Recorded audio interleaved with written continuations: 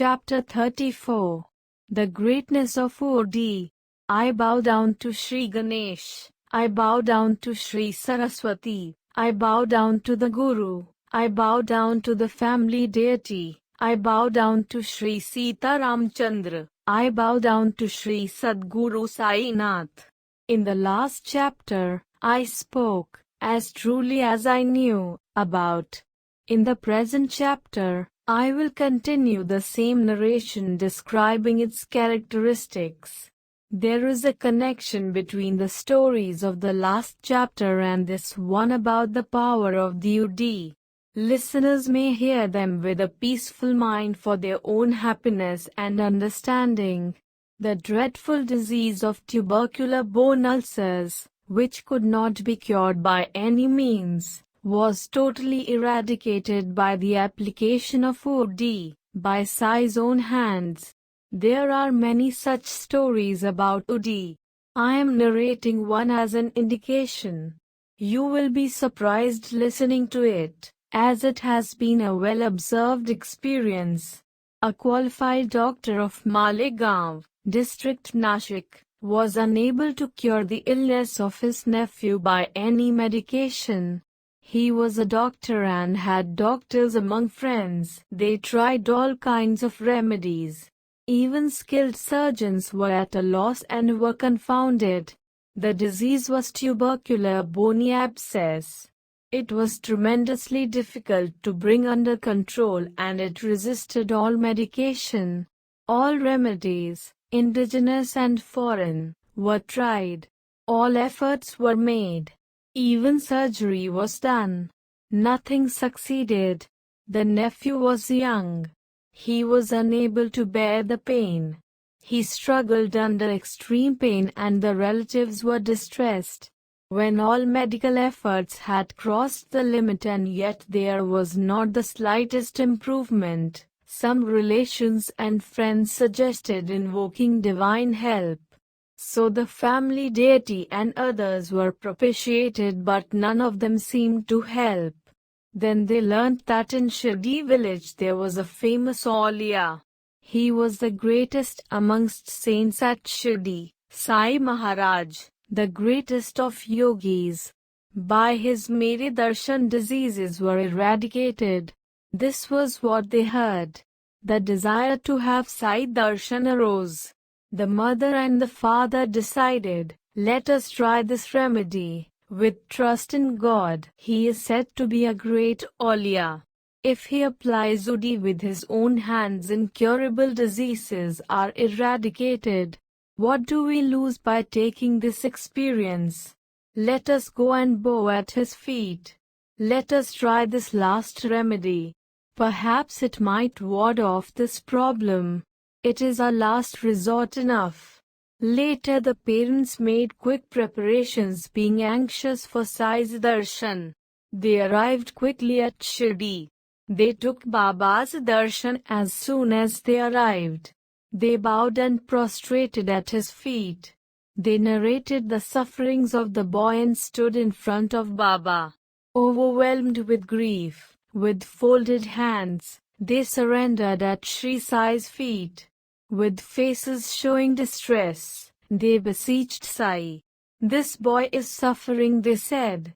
We cannot bear to see him tortured, but we do not know what more we can do. We see no hope. Seeing the deterioration of our son, we are greatly wearied and exhausted. Sai Samartha. Therefore, place your boon-granting hand on his head and relieve his suffering. Hearing about your greatness, we have come here. We have surrendered to you with full devotion. Bestow his life to us then. That Sai, the embodiment of compassion, assured them, those who come and resort to this masjid shall never suffer anything in this life. Now, be carefree. Take Udi and apply it on the abscess. Within 4 to 8 days, he will get relief. Have faith in God. This is not a masjid but Dwarvati. He who steps here will get health and happiness, within no time. you also will get this experience. It is impossible that whoever comes here is not relieved. He who climbs the steps of this masjid will accomplish his objective. Know that later, on orders from Baba, the patient was made to sit before him. Baba moved his hand on the leg and cast merciful glances at him. This was merely physical suffering. But even suffering which is destined or created by the mind is destroyed from its roots by the darshan. Just seeing Sri Sai's face, all troubles cease then and there, and drinking the nectar of his words gives the greatest happiness to a sick person. So be it. They stayed there for 4 days. There was improvement in the disease and their faith in Sai developed. Thereafter, those three, with Baba's full permission, returned home full of happiness and satisfaction. Was this a small miracle that the tubercular bony abscess was cured only with Udi and a merciful glance? This alone is the unparalleled remedy. Thus, due to good fortune, they had the darshan of the great sage, his assurance and beneficial blessings. By these only the disease had been uprooted. So be it. After application of the Udi and partaking of it, for some days, the abscess drained away, the wound filled up and that boy regained good health. When the uncle heard all this at Malegaon, it aroused a desire to have Sai's darshan in him. He thought of fulfilling his wish on his way back to Bombay. But when he left for Bombay, at Malegaon and at Manmad, somebody created doubts in his mind and he abandoned the idea of going to Shirdi. Such is the fate of many a good intention, evil-minded people put a spoke in the wheel, right at the start. Only those who pay no heed to public opinion achieve happiness in the end. Then setting aside the idea of the saint's darshan, he went straight to Bombay, and decided to spend the rest of his holidays at Alibag. After he had decided thus, for 3 consecutive nights, he heard a voice in his sleep, "Do you still have disbelief in me?" On hearing this voice from heaven, repeatedly, the doctor was bewildered. He decided to go to Shirdi for he felt that the voice was meaningful. But the doctor was treating someone with an infectious fever. So he decided to leave immediately after the patient got better. But the temperature was very high and no medication proved useful. It did not come down at all, so he could not leave immediately. So he ultimately decided that if the patient improved that day he would leave the next day, without losing a moment, for Shirdi. Within a few hours of making this firm resolution the temperature came down, the doctor's objective could be fulfilled and he left for Shirdi. As determined, he went to Shirdi. He bowed at Baba's feet with full faith. Baba convinced him of his secret experience and made him a firm devotee. Baba placed his hand on the doctor's head with blessings, and gave him Udi Prasad. Realizing the unfathomable greatness of Sai, he was filled with amazement. He stayed there for 4 days, and returned with a happy frame of mind. Hardly had a fortnight passed that he went to Bijapur on a promotion.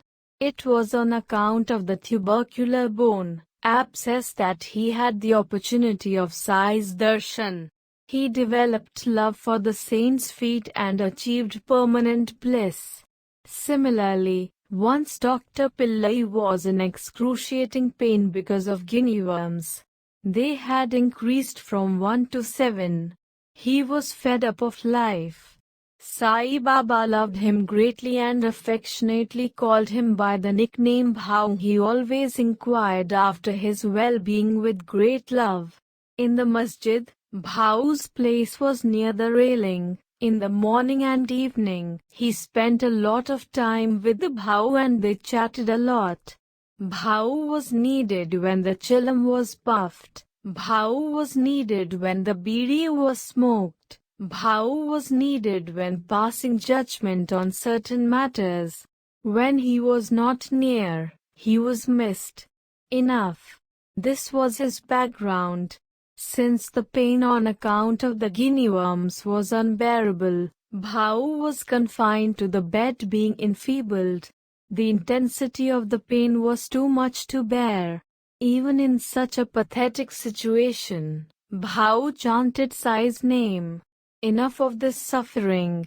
Even death is preferable, he cried, surrendering to Sai. He sent a message to Baba, I am weary of bearing this pain. How many abscesses do I have on my body? I do not have the strength to bear this. Throughout my life I have acted correctly. Why should I have to undergo this painful condition? I have never deviated from the path of righteousness. Why should I be punished, and for what sin? Baba, I can longer bear this pain on account of the guinea worms, which is similar to death. Instead, let me die now. I shall undergo the suffering in my next life.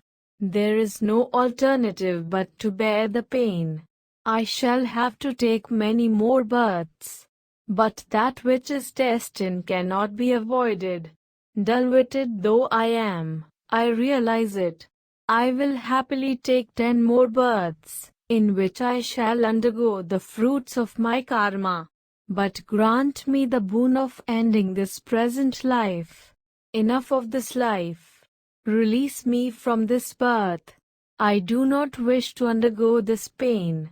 That is all that I ask for now. Listening to this prayer, the Siddharna felt compassion, and for Dr. Pillai's satisfaction showered the nectar of mercy. Savor it. Then, seeing this utterly painful condition of Dr. Pillai, notice what the devotee's wish-fulfilling tree did to remove it. This message from Dr. Pillai was brought by Dikshit. Listening to this news, Baba said, Go and tell him to be fearless, and the further message he sent, why should he be crippled for 10 lives? He has to bear it out only for 10 days, and we shall both share it. When I am capable of granting liberation, material desires, or spirituality, are you being brave in asking for something meaningless like death? Pick him up and bring him here. What has been destined must be borne with equanimity. One should not be confounded like this. Bring him here on somebody's back. So, the doctor was immediately brought to the masjid in such a condition. Taking out the bolster from behind his back, Baba gave it to him to lean on. Placing it on his right, where Fakir Baba used to sit, he said, Lean on it and stay quiet. Do not fret unnecessarily. Stretch your legs out comfortably, whereby you will be at ease. Whatever is destined has to be borne. That is the only remedy. Good or bad, pleasure or pain, as per destiny, come either like nectar or poison. Bear in mind that this pair of opposites comes naturally in the life of a person. Be neither happy nor miserable. Endure whatever comes. Allah is the master and protector. Always meditate upon Him. He takes every care. Surrender at His feet with body, mind, speech and wealth. If one remains constantly thinking of Him, one will realize his functioning. Then Dr. Pillai said that Nana Sahib Chandorkar had tied a bandage over the wounds, but he had got no relief. Baba said, Nana is mad. Remove the bandage, otherwise you will die. Now a crow will come and peck. Then you will get well enough. While this conversation was in progress, Abdul came up immediately to pour oil in the lamps. See what happened all of a sudden. The masjid was as it is, small, and there was a large crowd of devotees. In the midst of all that there was the confusion about Pillai. Abdul had no room to put his foot. Abdullah was concentrating on his work and had his attention on the lamps. Thereby, he did not notice Pillai. Something unusual happened. What could Abdullah do? What is destined to happen will happen. Unknowingly his foot fell on the leg which Pillai had stretched out. The leg was as it is swollen and Abdullah stepped on it, at that very spot. Then Pillai bawled out loudly, as he was in excruciating pain. He shrieked once in such a way that it pierced the mind. Then, with folded hands, he prayed to Baba for mercy. Listen to it. The wound burst and the worms began to ooze out. Pillai was very restless. He was crying out loudly and singing, alternately, O Kareem, have mercy on my pitiable state. Thou art called merciful and kind. Thou art emperor of both the worlds. The world is thy splendor. This world is going to be destroyed, but your grandeur will be eternal. You are always the savior of the devotees. The pain was intermittent. He was in agony and lay down helplessly. Everyone felt that this was Sai Baba's spot. Baba said, "Look at Bhau. He seems to be better. He is singing now." Pillai then asked him, "Is that crow still going to peck at me?" Abdul Baba. Then, Baba said, "Go and rest in the water now. Now the crow will not come again to peck at you. Did he not already come? He is the same one who trod on your leg. He is the crow who pecked and ran away. He squeezed out the worms." What crow? It had only been a figure of speech. Whatever had to happen was God done in front of all. He fulfilled the prediction. These were not ordinary words, but destiny. Even the deeds done in previous births will have no effect. Within a short time Bhau began to feel better. And as the 10th day dawned, the disease was totally cured only by application of Odi and partaking of it. This was the only medication. All the 7 worms came out alive from the wound. They were thin and long. The excruciating pain eased. There was an end to the misery. Experiencing this miracle, Pillai was overwhelmed, and tears of affection flowed from his eyes by this fine deed of Baba. Pillai embraced Baba's feet.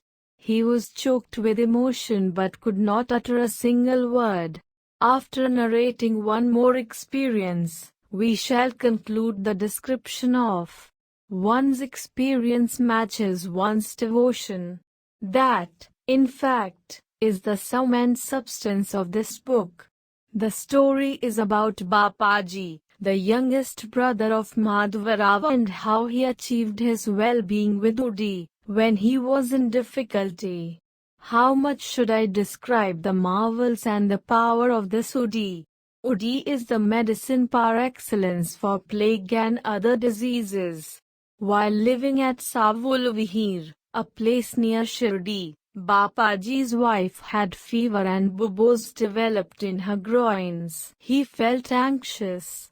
Seeing his wife in great pain at the fearsome night time, Bapaji lost all fortitude and courage. During the night itself, he ran to Shirdi and arrived shaken and trembling. He told the full details to his brother. He said, "She has developed 2 buboes and is greatly troubled by the high fever.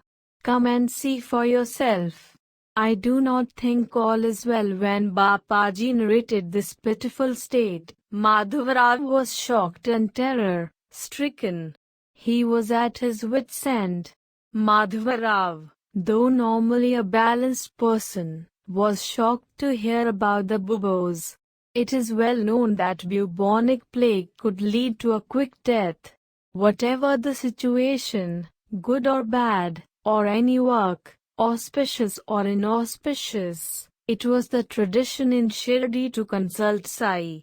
Then whatever he said was followed meticulously. He alone removed the problems of the devotees.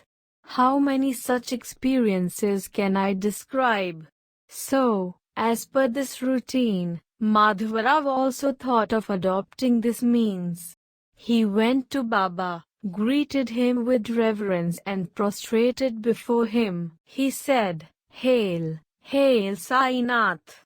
Have mercy on us, the helpless ones. Now, what is this problem that has arisen, causing unnecessary anxiety? Who else can we implore besides you? Take away this girl's agony and give your blessings. Remove this difficulty. Who else will care for us? Bring this terrible fever down. Be true to your creed of protection." He also asked permission to leave. When Baba said to him, "Do not go so late in the night. Send Udi to her. Why care for the fever and the buboes? God is our Father. She will be all right easily. Everything will be safe and without any problems. Early in the morning you go to Savulvihiryo and return. Do not be in a hurry to go now. Stay here calmly. Go tomorrow only.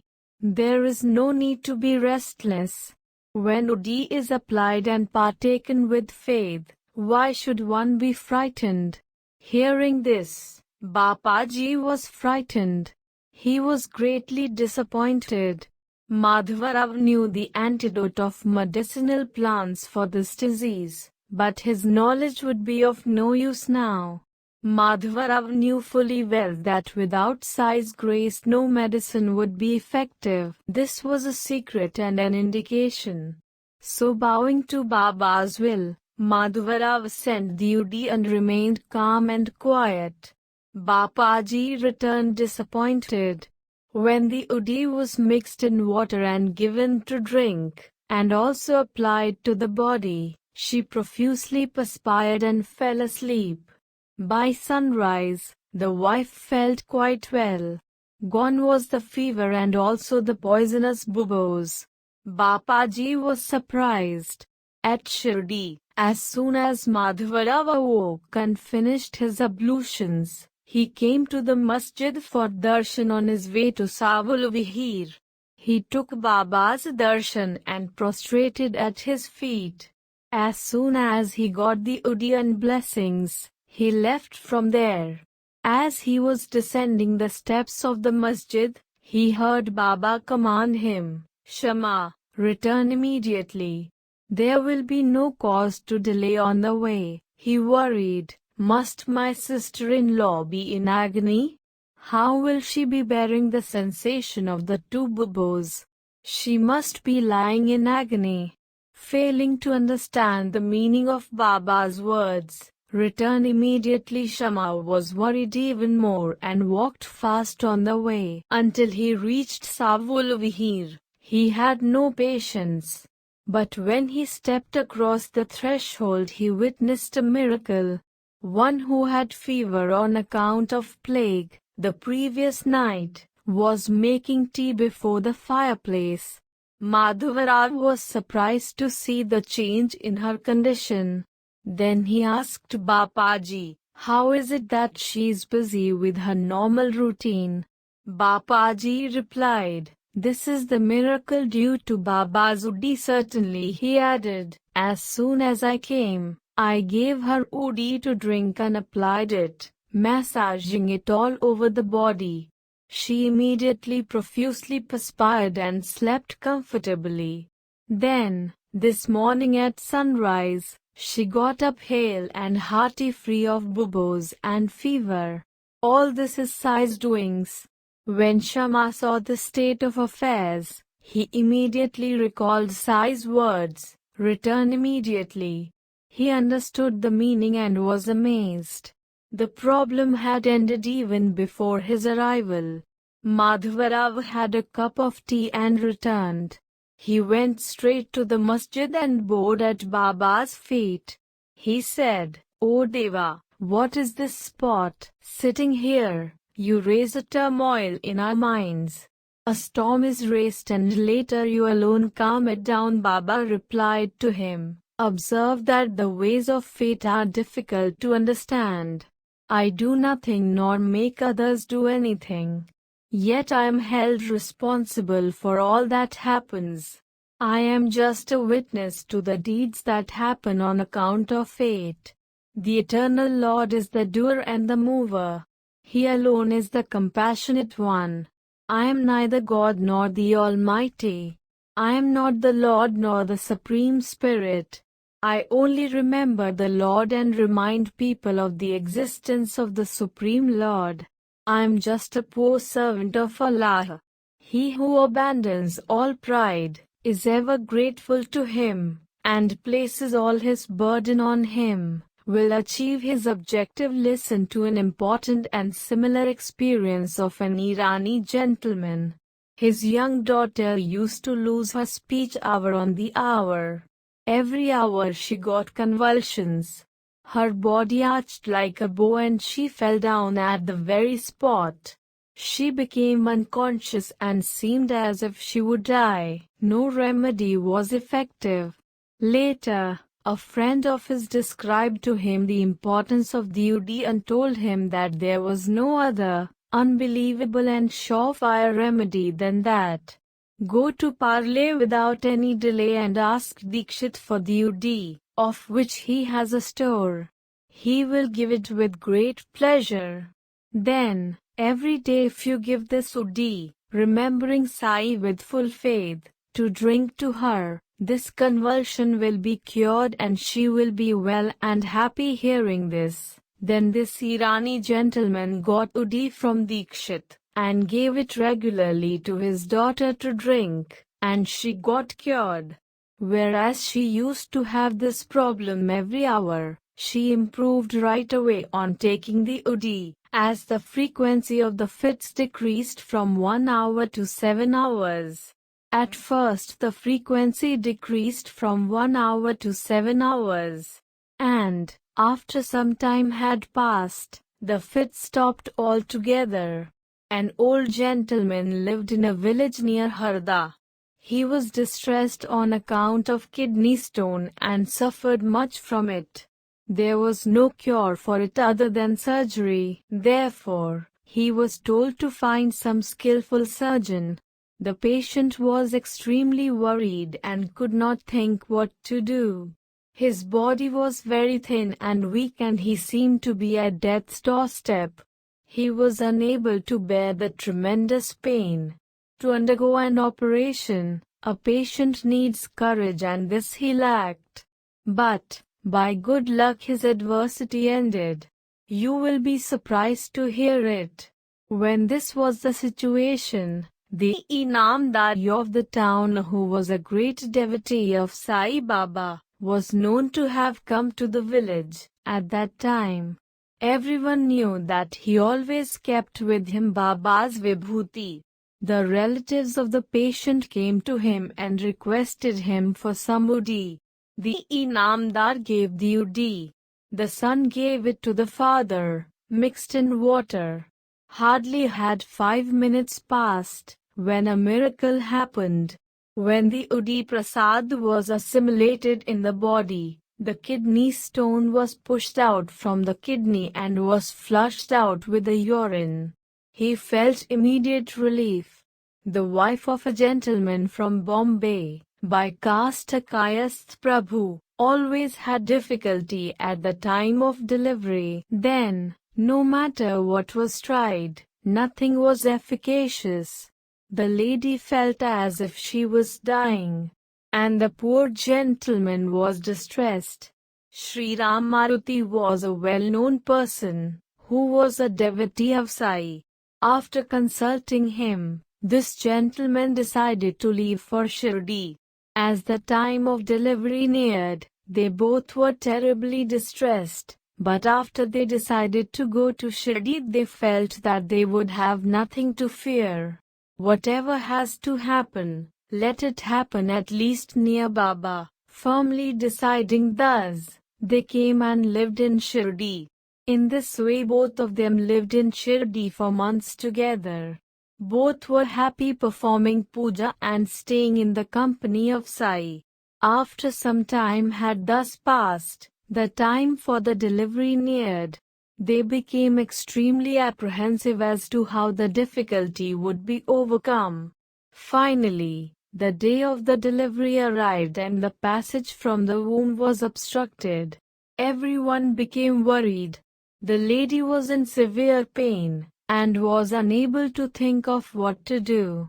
She was chanting Baba's name, for who else can have mercy? The neighboring ladies came in haste, praying to Baba fervently. One of them poured water in a glass, mixed uddi and gave her to drink.